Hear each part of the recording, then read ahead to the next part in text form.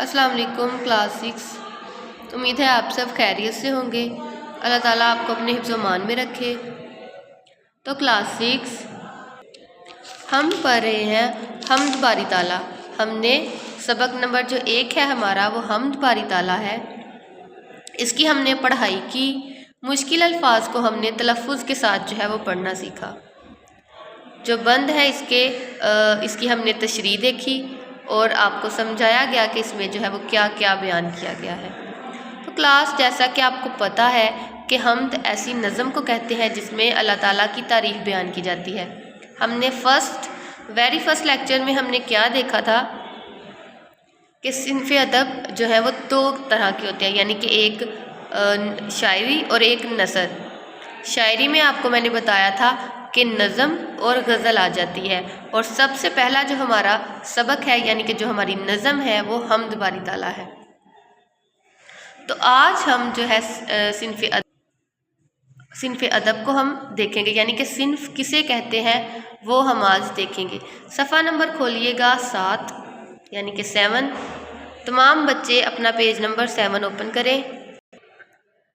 यहाँ पे आपको सिन्फ़ की तारीफ़ नज़र आ रही है। तो पहले हम समझ लेते हैं कि सिन्फ़ क्या होती है।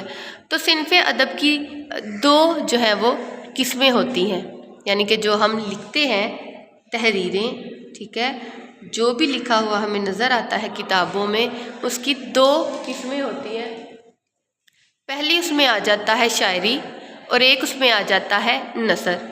अब जो शायरी है, शायरी की भी आगे से बहुत सारी किस्में हैं, जैसे शायरी, नज़म और गज़ल। अब अगर हम देखें तो नज़म की भी आगे से बहुत सारी इक़साम है और गज़ल की भी, यानी कि आज़ाद गज़ल वगैरह, और नज़म में भी जो है वो हम्द, नात, कसीदा वगैरह वो सारे आ जाते हैं। तो सिन्फ़ अदब की आपने याद रखना है कि 2 इक़साम है, एक आ गई शायरी और एक नसर। अब आप जो पढ़ेंगे इसमें से आप सिर्फ नज़म पढ़ेंगे, और नसर में आप कोई जो है वो अफसाना, कहानी, नावल, ड्रामा, कुछ भी आप जो है वो पढ़ सकते हैं। आज जो है वो हमने सिर्फ देखना है कि सिन्फ़ किसे कहते हैं। तो सफ़ा नंबर 7 पे आ जाएं। तो सिन्फ़ से मुराद है किस्म। अदबी इस्लाह में सिन्फ़ से मुराद तहरीर की मुख्तलिफ़ किस्में हैं। तहरीर नज़म यानी कि शायरी की सूरत में भी हो सकती है और नसर की सूरत में भी। नसर आपको पता है जो सीधी सीधी कहानी जो है वो लिखी होती है उसे हम नसर कहते हैं, और नज़म जो शायरी की सूरत में, जैसे हमने हम्द पढ़ी है, ये हमारे पास नज़म है। शेरी असनाफ में हम्द, नात, गज़ल, रुबाई, नज़म वगैरह जो है वो शामिल है। हम्द जैसे आपको पता है कि जिसमें अल्लाह ताला की तारीफ़ बयान की जाती है। नात जो है इसमें हजूर सल्लल्लाहु अलैहि वसल्लम की तारीफ़ बयान की जाती है। तो ये क्या है, ये नज़म की किस्में हैं। गज़ल जो है वो उसमें जो है वो आप आगे जाके जो है वो पढ़ेंगे। रुबाई ये भी जो है उसी की किस्म है, और ये सारी इसमें शामिल है।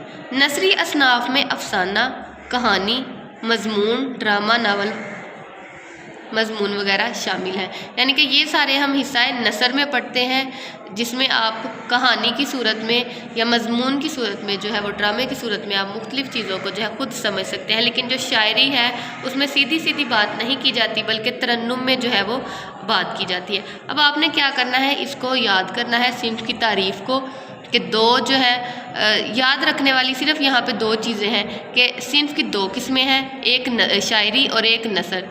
शायरी में जो है वो ये आ जाते हैं हम्द, नात, गज़ल, रुबाई वगैरह, और हिस्सा नसर जो है, नसर में अफसाना, कहानी और मजमून, ये चीज़ें आपने याद रखनी है।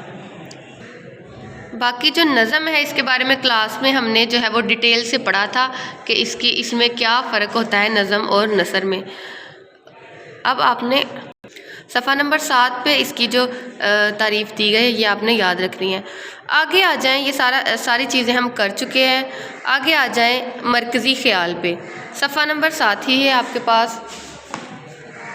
किसी भी तहरीर की वो अहम बात जो लिखने वाला पढ़ने वाले को समझाना चाहता है उसे इस तहरीर का मरकज़ी ख़्याल कहते हैं। यानी कि इस जो हम्द है, हम्द का निचोड़ क्या है, इसमें जो है वो शायर ने क्या बात कही है, वो जब हम जो है वो पढ़ेंगे, यानी कि वो हम समझ चुके हैं ऑलरेडी कि इसमें हमने क्या पढ़ा था, उसको जब हम जो है वो लिखेंगे तो वो क्या कहलाएगा, इसका मरकज़ी ख़्याल कहलाएगा।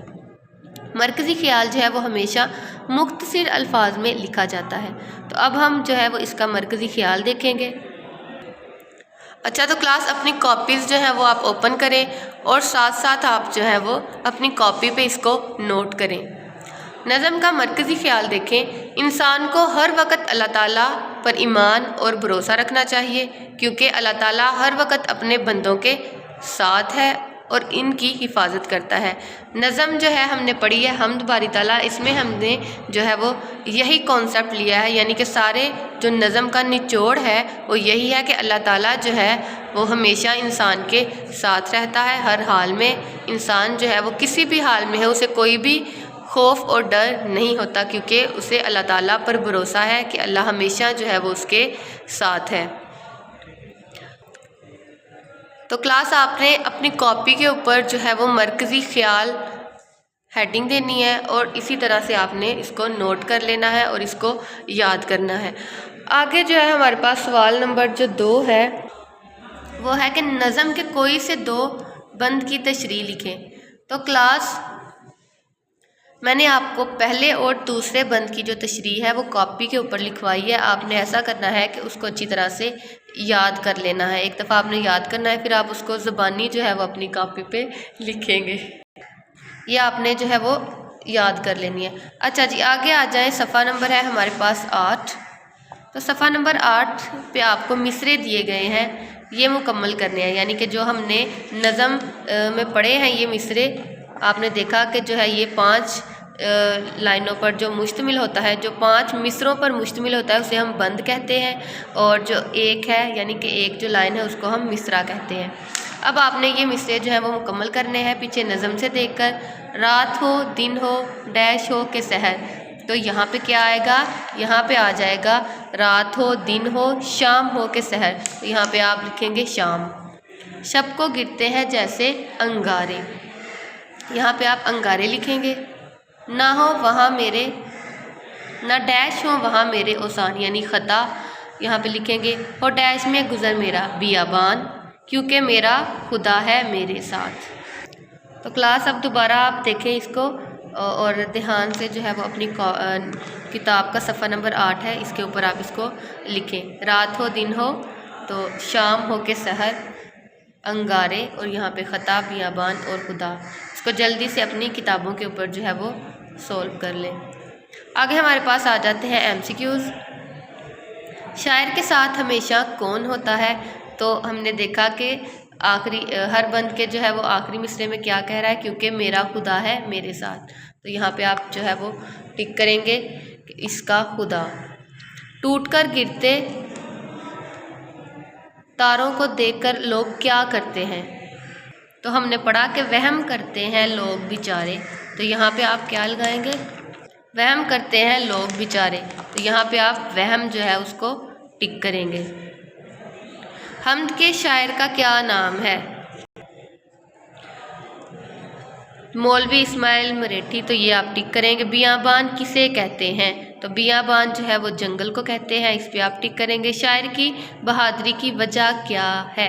تو شاعر کی بہادری کی وجہ جو ہے وہ اللہ تعالیٰ پر ایمان ہے، کیونکہ اسے یقین ہے کہ اللہ تعالیٰ ہر حال میں جو ہے وہ اس کے ساتھ ہے۔ تو کلاس آج ہم نے جو ہے وہ کیا ہے، سب سے پہلے آپ نے صنف کی جو ہے وہ تعریف، یہ ہم نے آلریڈی کی ہوئی ہے، صرف جو ہے وہ آپ نے یاد نہیں کی ہوئی ہے اچھی طرح، تو یہ آپ یاد کریں گے۔ اس کے بعد جو ہے مرکزی خیال بھی ہم نے پہلے جو ہے وہ پڑھ لیا تھا، آج جو ہے میں نے اس کو لکھوا دیا، یہ آپ جو ہے وہ کاپی پہ لکھ کے یاد کریں گے۔